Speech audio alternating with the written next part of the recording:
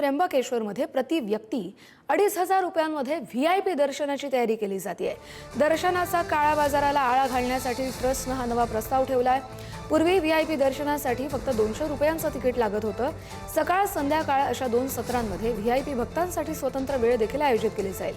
तिरुपतीच्या धर्तीवरच त्र्यंबकेश्वर संस्थानाचा हा नवीन उपक्रम समोर येतोय, तर पुढच्या आठवड्यापासूनच या सुविधा लागू होण्याची शक्यता आहे। अधिकचा अपडेट घेऊया आपले प्रतिनिधी किरण ताजणे यांच्याकडून। किरण, खरं तर या बातमीमध्ये 2 गोष्टी आहेत। काळा बाजाराला आळा घालण्यासाठी 200 वरून थेट 2,500 इतकं तिकीट केलं जात आहे, पण दुसरीकडे जिथे 200 रुपयात VIP दर्शन मिळत होतं तिथे सर्वसामान्याला मात्र आता 2,500 परवडणार नाहीये। त्यामुळे एकूणच हे श्रीमंतांसाठीच दर्शन आता पुढे येत आहे।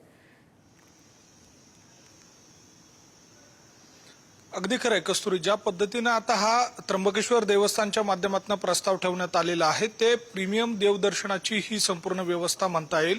दुसऱ्या बाजूला जर बघितलं तर काही महिन्यांपूर्वी नाशिकच्या त्र्यंबकेश्वरमध्ये देवदर्शनासाठीचा कशा पद्धतीने काळा बाजार होत होता याचं उदाहरण समोर आलेलं होतं। यामध्ये 4 जणांना अटक करण्यात आलेली होती आणि विशेष म्हणजे यामध्ये देवस्थानचे विश्वस्त पुरुषोत्तम कडलक यांचा देखील सहभाग होता आणि त्यामुळेच ही जी देवदर्शनाची एकूणच जी संपूर्ण यंत्रणा आहे ती पाहता तिरुपतीच्या धर्तीवर ही संपूर्ण देवदर्शन व्यवस्था करण्यात यावी अशा स्वरूपाचा एक कल होता आणि त्या सगळ्या अनुषंगाने हा प्रस्ताव तयार करण्यात आलेला आहे।